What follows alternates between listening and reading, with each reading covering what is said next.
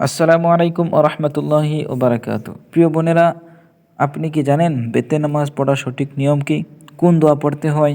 কোথায় হাত তুলতে হয়? আজকের এই ভিডিওতে আমরা খুব সহজভাবে জানব মহিলারা কিভাবে বেতে নামাজ আদায় করবেন, দোয়া কুনুত কিভাবে পড়বেন এবং সাধারণ ভুলগুলো কী কী। ভিডিওটি শেষ পর্যন্ত দেখুন, কারণ শেষ অংশে থাকছে গুরুত্বপূর্ণ টিপস। প্রথমত আমরা জেনে নিই যে বেতের নামাজ কত রাকাত। বেতের নামাজ সাধারণত 3 রাকাত। এটি ঈশা নামাজের পর পড়া হয়। রমজানের তারাবির পরও পড়া হয়। রাসূলুল্লাহ সাল্লাল্লাহু আলাইহি ওয়াসাল্লাম বেতের নামাজ গুরুত্ব সহকারে আদায় করতেন। মহিলারা কীভাবে বেতের নামাজ আদায় করবেন? আপনারা মনোযোগ সহকারে শুনে নেন যে প্রথম রাকাতে নিয়ত করবেন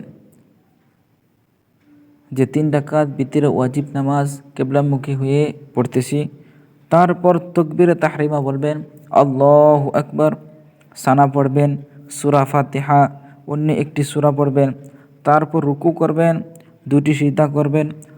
তারপর দ্বিতীয় রাকাতের জন্য দাঁড়াবেন। দ্বিতীয় রাকাতে সূরা ফাতিহা, অন্য এক সূরা পড়বেন, রুকু সিজদা, তারপর তাশাহুদ পড়বেন। তারপর তৃতীয় রাকাতের জন্য দাঁড়াবেন।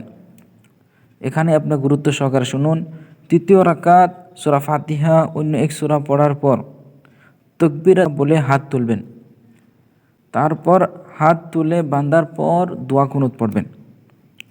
দোয়া কুনুত যারা জানেন দোয়া কুনুত পড়বেন, আর যারা জানেন না তারা ভিডিও ডিসক্রিপশনের মধ্যে আমি দোয়া কুনুত কীভাবে শিখবেন লিঙ্ক দিয়ে দেবো, এখান থেকে আপনারা গিয়ে ভিডিও দেখে দোয়া কুনুত শিখতে পারেন।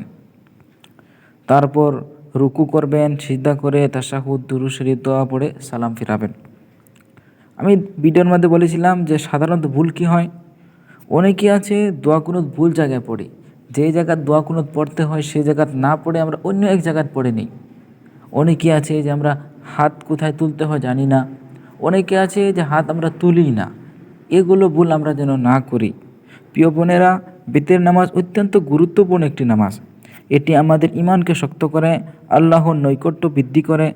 আজ থেকে নিয়ম অনুযায়ী বেতের নামাজ পড়া শুরু করুন। ভিডিওটি ভালো লাগলে লাইক দিন, শেয়ার করুন, আর ইসলামিক জ্ঞান পেতে সাবস্ক্রাইব করুন আমাদের চ্যানেলটি। আসসালামু আলাইকুম ওয়া রাহমাতুল্লাহি ওয়া বারাকাতুহু।